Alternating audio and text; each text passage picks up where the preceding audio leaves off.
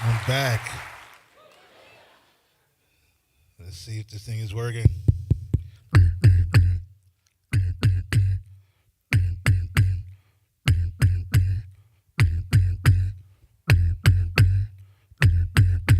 I get a little bit more low end. So, as I was saying,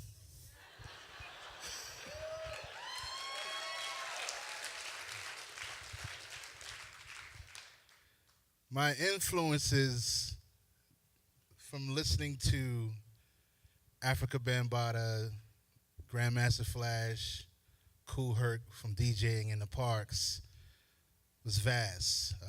Zap Mama, Al Jarreau, Bobby McFerrin, Michael Winslow, Take Six. I mean, as a teenager, it caused me to expand my library of music. As I decided to become a professional in the field of being an artist, I started to develop different techniques because at the time, the guys that were popular like Fat Boys. I don't know if you remember Fat Boys. Yep. Dougie Fresh, Biz Markie, Reddy Roxy. Actually, Reddy Roxy beatbox for Will Smith and DJ Jazzy Jeff. So these guys were influential as well. So I had to stand out. I came from an era where you had to stand out. You had to be different to get noticed, where a lot of the music today and artists today are kind of cookie cutter. They all sound the same. They all look the same. Where back then you had to be different. That's what made you who you are. During my journey as an artist and developing different techniques and different styles, um, I came across one particular technique, which I would have to credit Bobby McFerrin for. Don't Worry, Be Happy.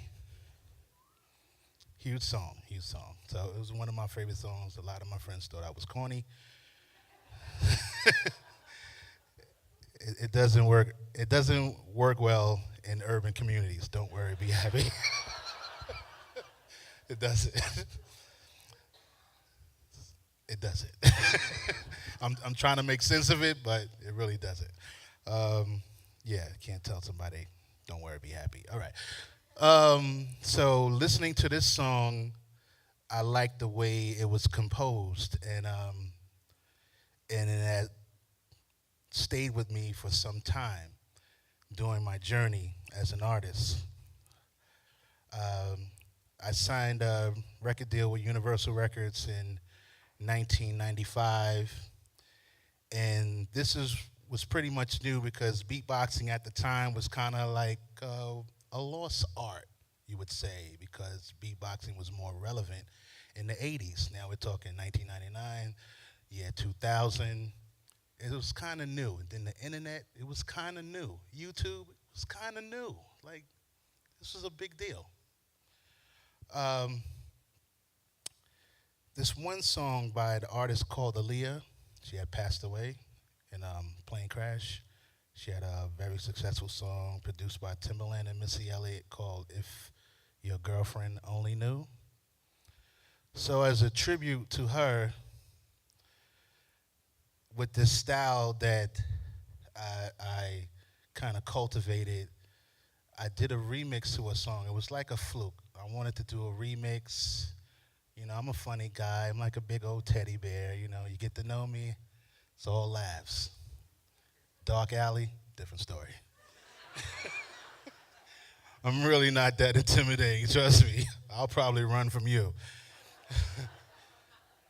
Um, so the cool part of this technique is I wanted to emulate the record with the don't worry, be happy type of feel, but with the little, girl power, like I know what's going on with you. Women have that intuition, so I think that what this song was really about. But I did the little remix to it, and the goal was to emulate the record. So that means I would have to sing and do the music at the same time. Yeah, that's what I thought. So, with little practice, rehearsal, sound checks, touring, you get your little time and you're able to go in your little cocoon and hone on this skill and craft.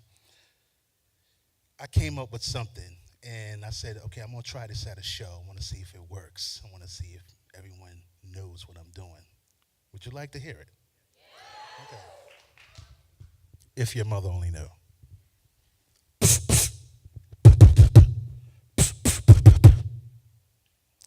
If your mother only knew.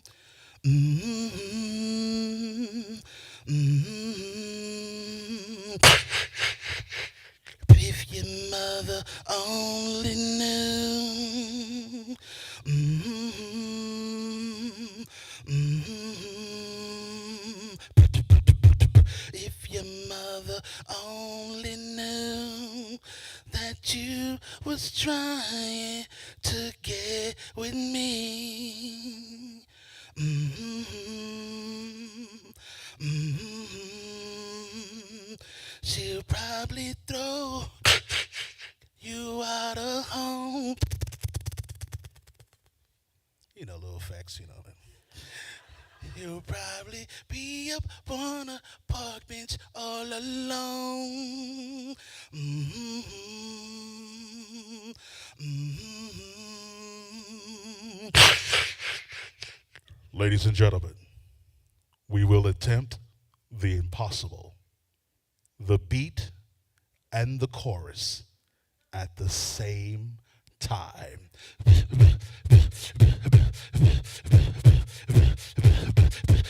If your mother we never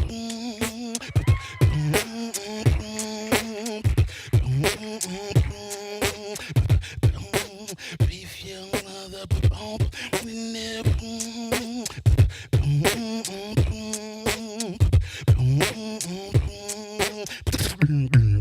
if your hold up. Right. Okay. Okay.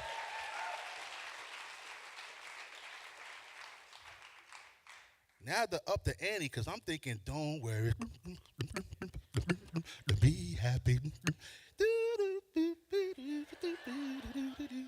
Don't worry. I'm like, oh man, I gotta top. Don't worry, be happy. So I had to make it a little more complicated. So, like I said, the beat, right? The chorus. You must have a background vocal, right? Right? The verse. You gotta include the chorus and the verse, the entire song, and the bass line. So I need you to. I mean, if you can't get it, close your eyes. Close your eyes. Focus. Sometimes it's easy to focus with your eyes closed. It works for me. So I have to do 5 things. Now we know Bobby. He went to the studio. They layered it. He's cheating. Now I have to attempt to do this with no studio. Okay. There we go.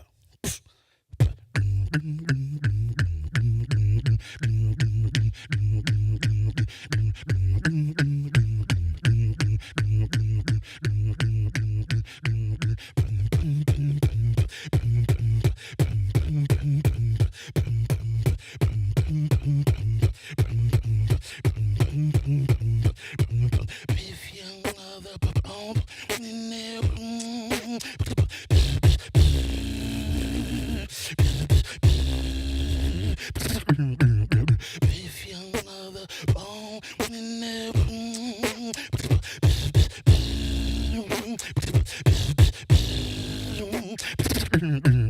if your mother that you was trying to bear with me.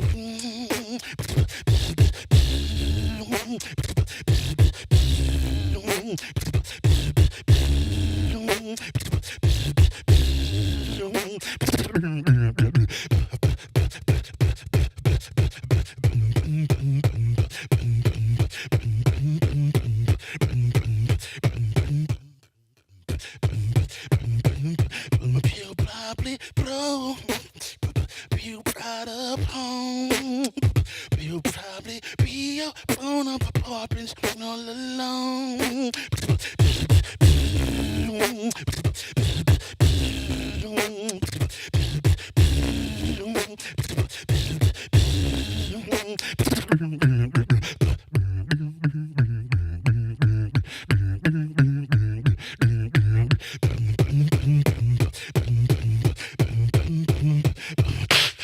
If your mother only knew.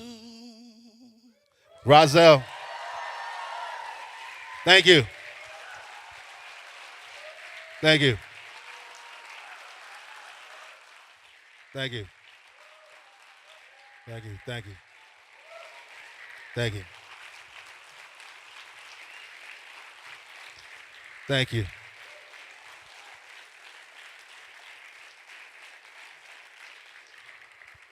I would like to add one note in my during my journey. Um, I grew up.